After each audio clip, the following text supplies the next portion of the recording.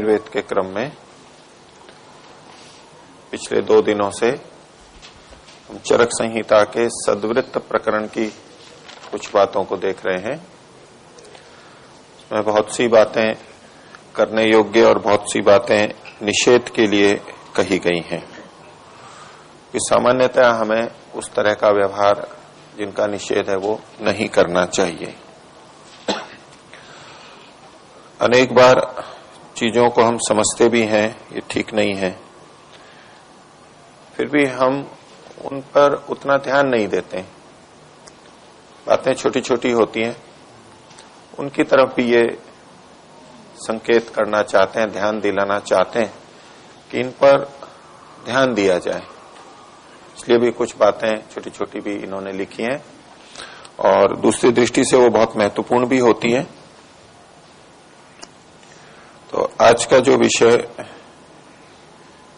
यहां से मैं प्रारंभ कर रहा हूं उसमें इन्होंने कहा कि न दुष्ट यानानि आरोहेत।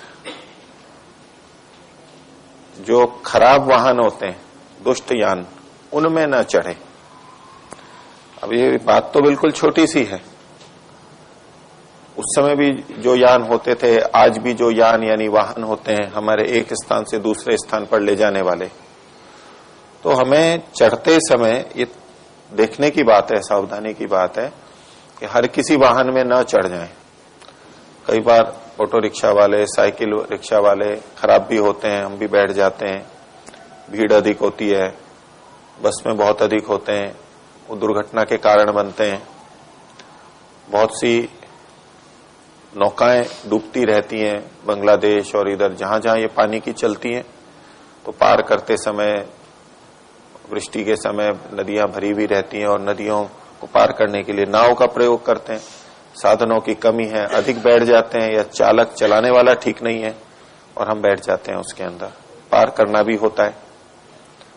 तो इन सब स्थितियों में अनेक बार जो ये ऐसी दुर्घटनाएं हो जाती हैं, तो संयोग से हम अगर उस समय हुए और हमारे साथ भी ऐसा हो गया तो ये जीवन ही चला जाता है। तो इसलिए इसके प्रति इन्होंने सावधान किया है। ये सद्वृत्त के अंतर्गत लिखा है कि जो वाहन खराब हो उसमें ना बैठे। अनेक बार हम अपने वाहनों को भी चला लेते हैं, कई बार उसका ब्रेक ठीक नहीं होता है, फिर भी सोचते हैं चला लेंगे। कभी हैंडल खराब होता है, कभी कुछ होता है, सोचते हैं कि चलो चल जाएगा, अब ठीक तो है नहीं, जाना भी है। तो कार्य की विवशता के कारण से, कार्य के प्रति अधिक लगाव के कारण हम ऐसे वाहनों का प्रयोग कर लेते हैं, खराब वाहनों का भी प्रयोग कर लेते हैं। तो उसके लिए ये सावधान कर रहे हैं कि अगर वाहन गलत है तो कोई दूसरा उपाय देखा जाए। कार्य छूटता है तो छूट जाए, वो इतना मुख्य नहीं है। लेकिन ये एक निर्णय छोटा होता है, लेकिन कई बार हमारे जीवन के ऊपर भी बनाती है और बहुत गंभीर चोटें, दुर्घटनाएं भी हो जाती हैं पता होते हुए भी। कई बार बेरिंग घिसा हुआ है, हम सोचते हैं कि चलो चल जाएगा, ठीक करा लेंगे और चलाते रहते हैं। ढीला हुआ है कोई स्क्रू, बोले चलो चल जाएगा, जाना तो है ही। वो हम इस तरह के दुष्ट वाहनों का भी कई बार विश्वास में प्रयोग कर लेते हैं। बहुत बार हम सफल भी हो जाते हैं, काम निकल जाता है, और कई बार हमारे को दुर्घटना भी हो जाती है। तो ये वाहन का हो गया। अन्य भी जो यंत्र आदि हम प्रयोग करते हैं, जहां संदिग्धता लगे तो इनका अभिप्राय है कि वहां प्रयोग न किया जाए। यानी जीवन की रक्षा को, मानव जीवन की रक्षा को महत्व अधिक दिया जाए। उस दृष्टि से इन्होंने कहा कि दुष्ट यानों में न चढ़े। और भी इसी तरह की चीजें जो आपत्ति ला सकती हैं वो भी इन्होंने कई गिनाई हैं कि पर्वत के जो विषम मस्तक होते हैं, पर्वतों पे जो टेढ़ी मेढ़ी स्थितियां होती हैं, किनारे होते हैं, उन पे ना जाए, ना चढ़े। पर्वतों में जहां समान स्थिति रहती है हम जाते भी हैं, वहां तक ठीक है। लेकिन बहुत से केवल पर्वतारोहण के उद्देश्य से ही जाते हैं और कठिन कठिन स्थितियों में जाते हैं, और कितने तो मरी जाते हैं वहां पर। एवरेस्ट की चोटी पे जाते हैं, अन्य चोटियों पे जाते हैं, और बस उनको कुछ उत्साहपूर्वक करने का विचार रहता है मन में, मैं ऐसा करूंगा। यत्न भी बहुत करते हैं, उससे यत्न से, पुरुषार्थ से, व्यायाम से ये सब लाभ भी होता है। लेकिन किस लिए जाते हैं वो, इतनी जोखिम क्यों उठाते हैं वो? तो इन स्थितियों में एक अपना सुख होता है, आनंद होता है, कि गर्व भी आता है, अहंकार भी होता है कि मैंने ऐसा किया, अपने पे विश्वास बढ़ता है। तो ऐसी जोखिम वाली चीजें आजकल बहुत चलती है, खेल के रूप में भी, और जिनके पास धन भी पर्याप्त है, आजीविका के लिए चिंता नहीं है, वो समय निकाल के ऐसे ऐसे काम करते हैं, जोखिम भरे काम करते हैं। तो आयुर्वेद इसके लिए मना करता है। वहां ऐसी पर्वत की श्रृंखलाओं पर, ऊंची चोटियों पर जहां फिसलन है और गिरे तो बस हाथ पैर टूटेंगे या मर जाएगा व्यक्ति, जाने की आवश्यकता क्या है हमें? बाकी इतना सारा क्षेत्र है जहां हमारा जीवन चल सकता है। अब केवल इसलिए कि हमें विषम स्थितियां देखनी है और देखने से आनंद आएगा, उस छोटे से आनंद के लिए हम इतने बड़े बड़े कष्ट उठा लेते हैं। तो उसके लिए ये जीवन के लिए ये मना करते हैं कि ये सद्वृत्त नहीं है, उचित नहीं है, ये शिष्टाचार आत्म जीवन के लिए अच्छा नहीं है। और यहां तक कि इन्होंने आगे कहा कि पेड़ पर भी ना चढ़े। जिनको पेड़ पे चढ़ना आता है वो तो ठीक है, और कुछ पेड़ों पे ठीक है, लेकिन सब पेड़ों पे चढ़ना बड़ा कठिन होता है और इसमें दुर्घटनाएं भी बहुत अधिक होती हैं। हाथ पैर टूटते हैं, मर भी जाते हैं। अब केरल आदि में तो नारियल तोड़ने के लिए ऊपर चढ़ते हैं, हर कोई नहीं चढ़ सकता। खजूर के लिए चढ़ते हैं, सुपारी के लिए चढ़ते हैं, बड़ा जोखिम भरा काम है, कुशलता का काम है, और न जाने कितने मजदूर मरते हैं, उनका जीवन ही चला जाता है, लेकिन वो उनकी मजबूरी है, वो और कुछ कर नहीं सकते, आजीविका का उपाय नहीं है, इसलिए करते हैं, लेकिन कितने मर जाते हैं। आप बहुत से सुनते भी होंगे, बिजली वाले भी बहुत से गिर जाते हैं, खंभों पे चढ़े थे, बिजली का करंट लग गया, मर गए। जोखिम भरे काम है। अपनी आजीविका के लिए भी या और कार्यों के लिए भी हमें जहां जोखिम के बिना भी काम चल सकता है तो वो प्राथमिकता देनी चाहिए। ऐसी चीजों में नहीं पड़ना चाहिए, ऐसे जोखिम नहीं उठाने चाहिए। तो पेड़ पे चढ़ने के लिए भी मना किया है। और जल का जहां उग्र वेग हो, नदी आदि बहती हैं, उसमें अवगाहन न करें, तैरने के लिए, नहाने के लिए ना जाए। नहीं तो उत्साह में, युवावस्था में प्राय होता है कि चले जाते और अपने पे विश्वास अधिक होता है, तो ऐसी चीजों को दूर से ही छोड़ के रखें। समुद्र के किनारे बहुत से लोग डूब जाते हैं, ज्वार आता है तीव्रता से और मरते ही रहते हैं। समुद्र के किनारे भी स्नान करते समय जोखिम भरा काम है, बच भी जाते हैं लेकिन कभी कभी मर भी जाते हैं। तो सरकारें भी प्रतिबंध लगाती हैं, रोकती भी हैं। तो इन सब उदाहरणों को देख करके इनकी ये दृष्टि प्राप्त होती है कि जहां जोखिम हो उन जोखिम को ना करें। मान लीजिए कभी शर्त लगा ली कि भाई दीवार पे चलें, छत की दीवार पर चलें, चल सकता है व्यक्ति, लेकिन वो जोखिम भरा काम है। इस दीवार के ऊपर चलने लगे कोई, तो थोड़ा सा भी झोल आ जाए, झुक जाए तो वो नीचे गिर जाएगा। और जीत गया, उत्साह होता है, प्रशंसा होती है, सामर्थ्य का पता लगता है, आनंद आता है, यही तो मिलेगा और कुछ नहीं मिलने वाला है।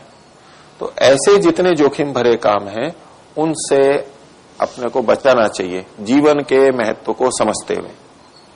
ये चीजें हमारे जीवन के लिए आवश्यक नहीं है, हमें करनी ही चाहिए, इसलिए इनसे बचना चाहिए।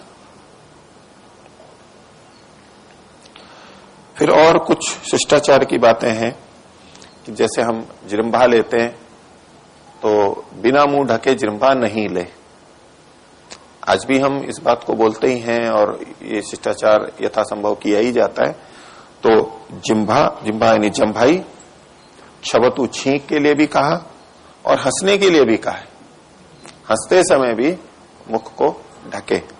सामान्यतः हम हंसते समय नहीं ढकते या बहुत अधिक हंसते हैं तो ढकते हैं, लेकिन जिरंभा के समय वो अशिष्ट लगता है। लेकिन इन सब चीजों में मुख को ढक करके रखें।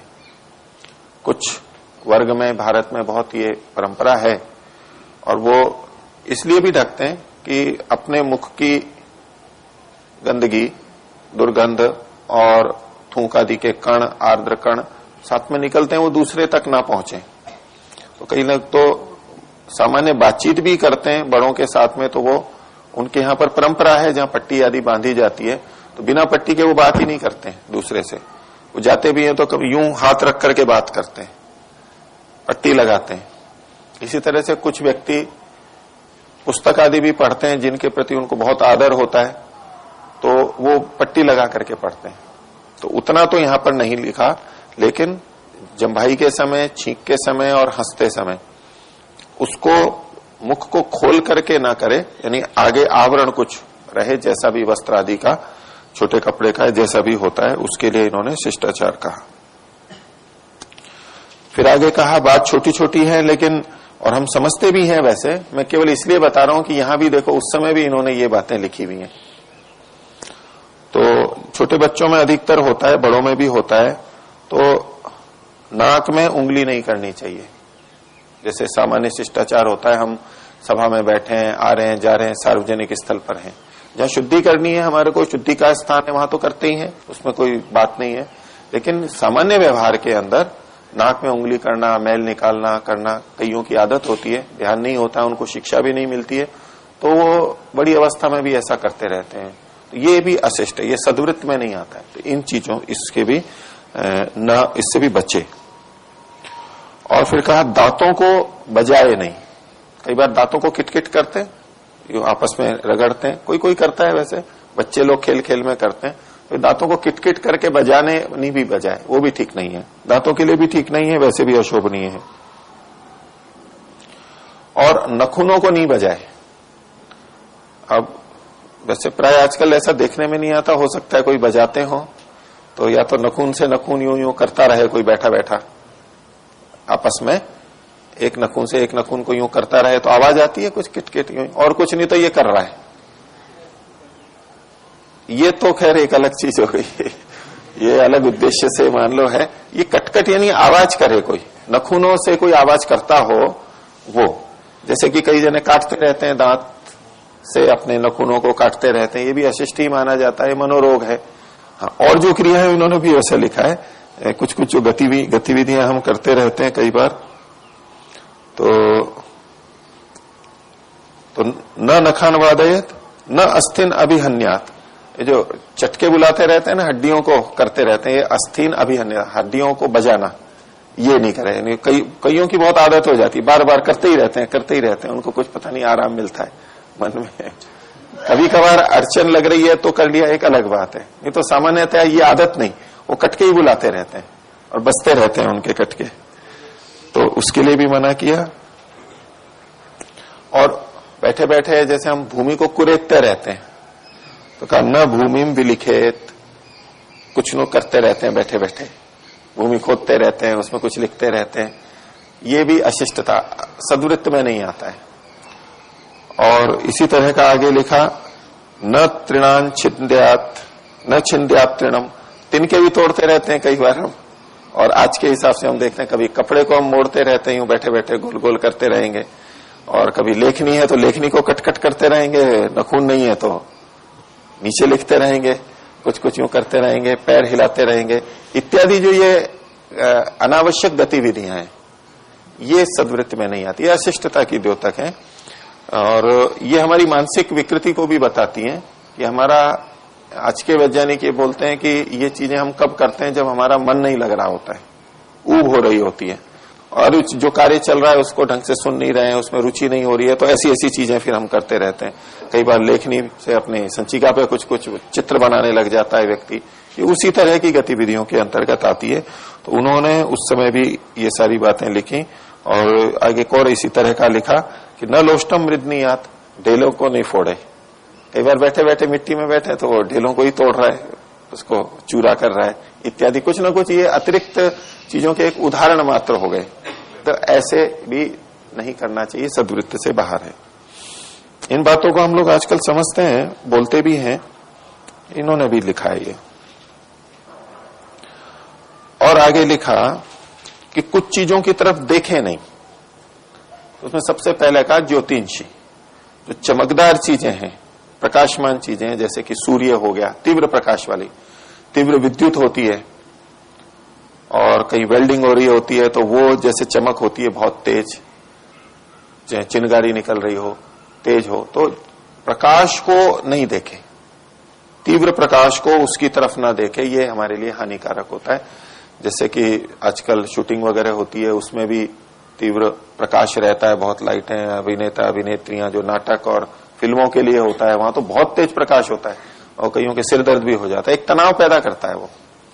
और जिनकी आदत नहीं है उनको तो आंखों में बहुत लगता है, सामने इतना इतना प्रकाश हो तो उसकी तरफ सीधे तो नहीं देखना चाहिए आंखों से, सूर्य की तरफ, तो जितने भी प्रकाशमान चीजें उनकी तरफ ना देखें। दूसरा आगे कहा कि जो अनिष्ट चीजें हैं, अप्रिय चीजें हैं, हर व्यक्ति को अलग अलग चीजें अप्रिय लग सकती हैं, तो पता है कि ये अप्रिय चीजें तो उस तरफ ना देखें। मन के अंदर खिन्नता का भाव आता है, मन में ग्लानि का भाव होता है, मन की प्रसन्नता कम हो जाती है ऐसी चीजों को जब देखते हैं। जो हमारी अप्रिय चीजें हैं होती है जीवन के अंदर, कोई व्यक्ति अप्रिय होता है, कोई स्थान अप्रिय होता है, कोई खाद्य पदार्थ अप्रिय होता है, जो मांसाहारी नहीं है उनको मांस बहुत अप्रिय लगता है, लटका हुआ हो, दुर्गंध आ रही है।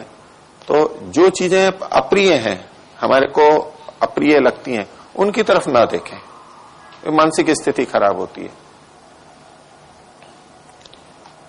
और अप्रिय चीजें और अमेध्य चीजें यानी गंदी चीजें, अपवित्र चीजें, उनको अमेध्य बोला जाता है। कीचड़ बहुत है, दुर्गंध हो रही है, सड़ रहा है, कोई प्राणी सड़ रहा है ऐसे ही खेत में, कहीं जंगल में, इत्यादि जो चीजें होती हैं उनको।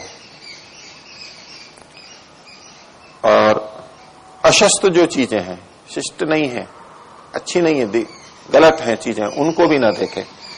जीवन में बहुत सारी चीजें होती रहती हैं, इसमें हिंसा भी आ गई, हिंसा हो रही है, झगड़ा हो रहा है, हम उसको देख रहे हैं, दुर्घटना हो गई, कई जने तो देख भी नहीं पाते, इतना मन के ऊपर प्रभाव पड़ता है, दुर्घटना हुई और वो बेहोश हो जाते हैं, मूर्छित हो जाते हैं।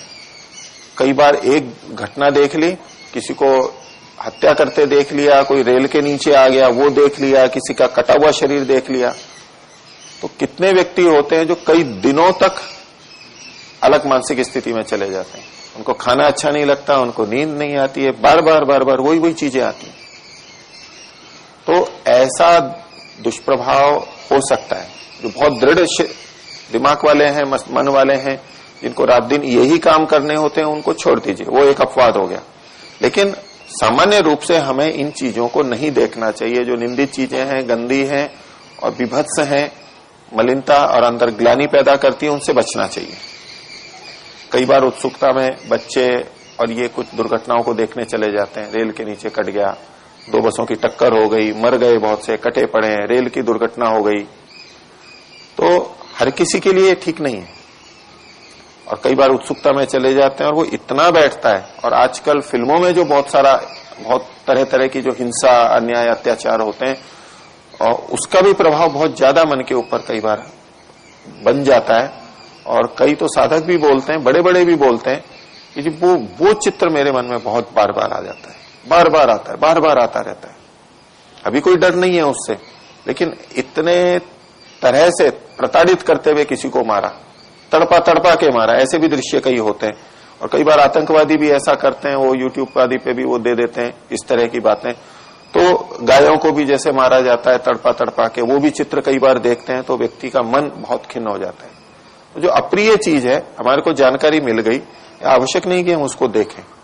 जिनको उसका उपचार करना है, निवारण करना है, उनको तो जाना ही है, वहां पर अधिकारी हैं, सेना वाले हैं। लेकिन सामान्यतया हमें इन चीजों से बचना चाहिए, उधर नहीं देखना चाहिए।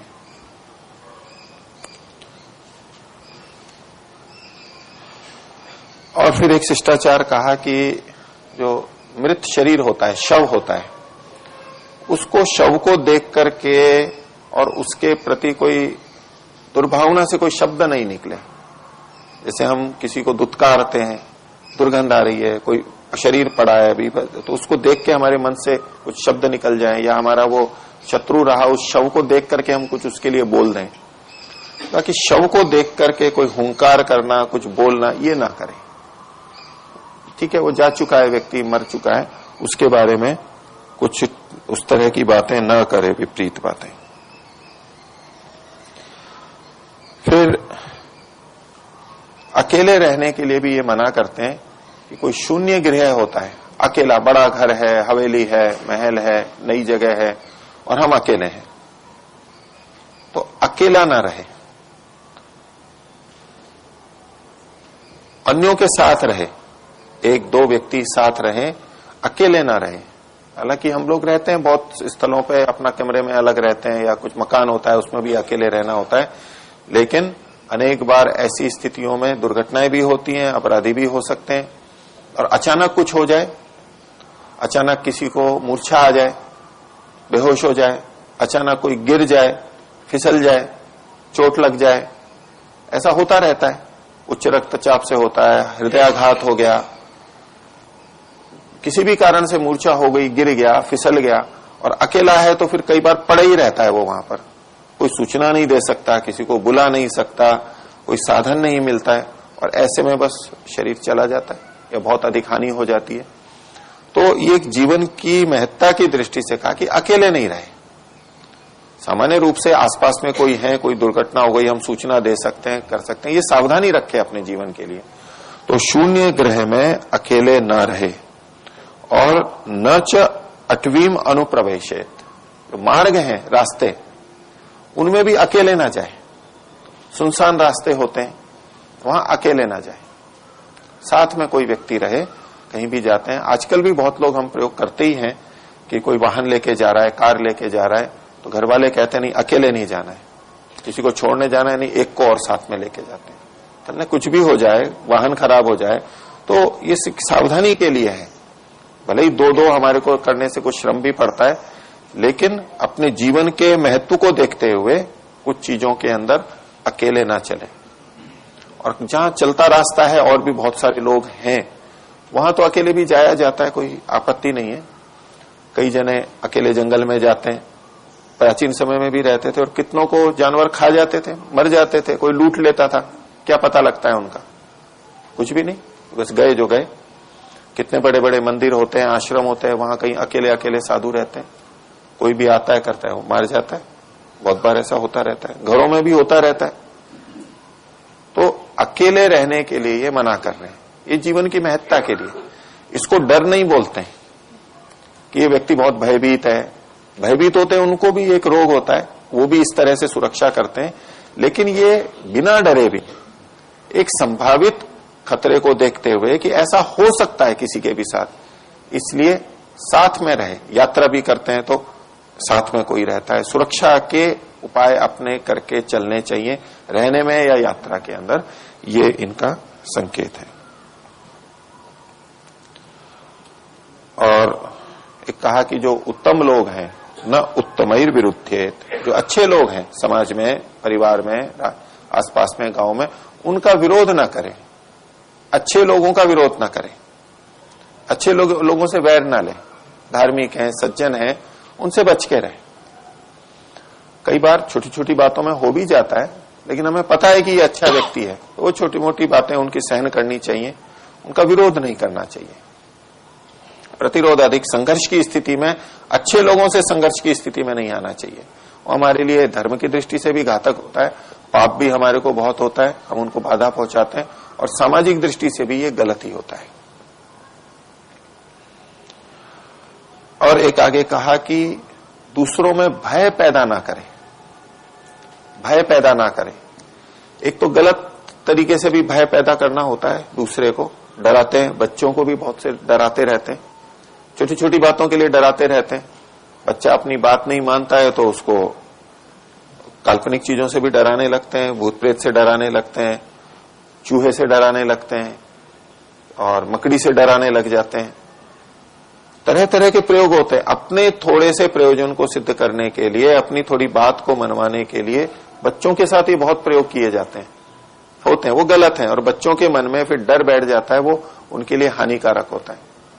अथवा फिर बाद में वो ऐसे निडर हो जाते हैं कि उनमें किसी तरह का डर नहीं रहता, वो हानि करता है। इसी तरह से बड़ों के अंदर भी हम किसी से कोई कार्य कराना चाहते हैं, उसको अनुकूल बनाना चाहते हैं, तो बहुत बार हम डर दिखाते हैं, उसको डरा धमका के अपने अनुकूल करते हैं, अपना कार्य करवाना चाहते हैं, अपने साथ रखना चाहते हैं, या अपने से दूर रखना चाहते हैं। तो जहां दुष्ट व्यक्ति हैं वहां एक सीमा तक हम इन साधनों का प्रयोग करते हैं, लेकिन अपने जीवन में ये व्यवहार में नहीं लाए कि हम दूसरे को डराएं, भय उत्पन्न ना करें किसी भी चीज के लिए। अनावश्यक रूप से भय न पैदा किया जाए, दूसरे व्यक्ति को भी हानि होती है और हमारे लिए भी गलत है।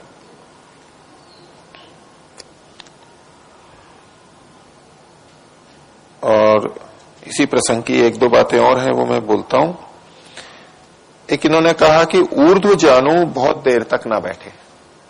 ऊर्ध्व जानू का मतलब होता है जैसे हम उकड़ू बैठते हैं, घुटने ऊपर करके बैठते हैं, तो वैसे गांव में बहुत बैठा जाता है, प्रचलन यही है। भोजन करते समय भी, शौच आदि के समय तो बैठते ही हैं, लेकिन बहुत देर तक ऐसा ना बैठे, अधिक देर ना बैठे। थोड़ी देर बैठे तो दोष नहीं है, लेकिन अधिक ना बैठे। और कई लोगों का काम ही ऐसा होता है, लुहार का हुआ या कोई खाना बनाते हैं, बैठे बैठे ही काम करते रहते हैं, सुनार होते हैं। लेकिन उस तरह बैठे बैठे काम करना और अधिक देर ऊर्ध्व जानू करके बैठना, ये हानिकारक होता है शरीर के लिए। अधिक ना बैठे, थोड़ा बहुत तो बैठते हैं, कोई आपत्ति नहीं है। तो न ऊर्ध्व जानू चिरम तिष्ठेत।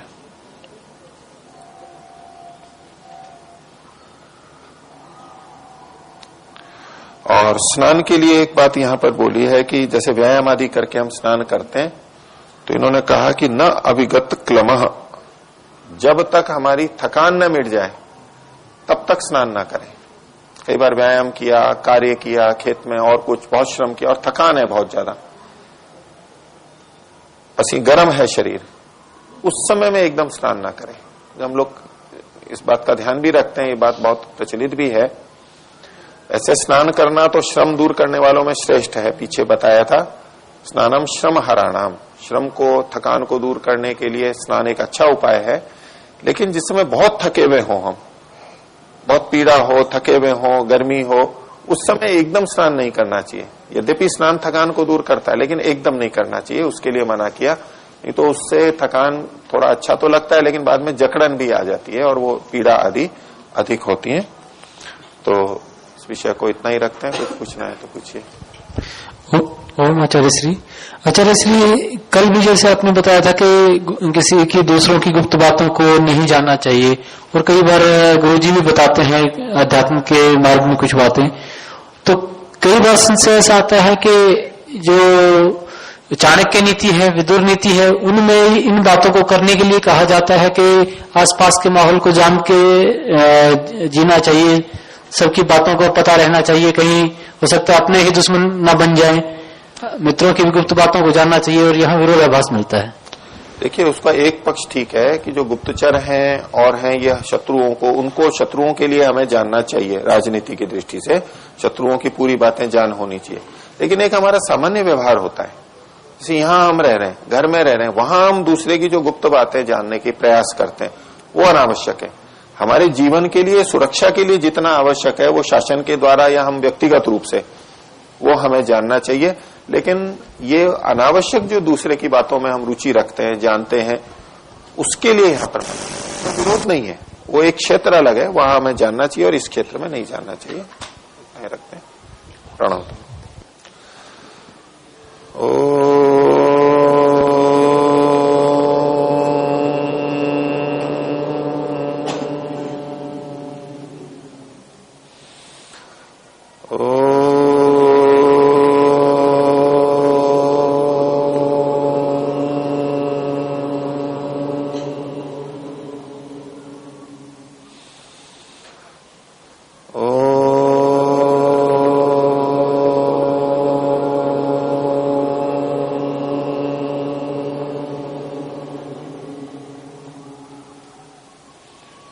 सभी को सादर अभिवादन। ओम शुभ।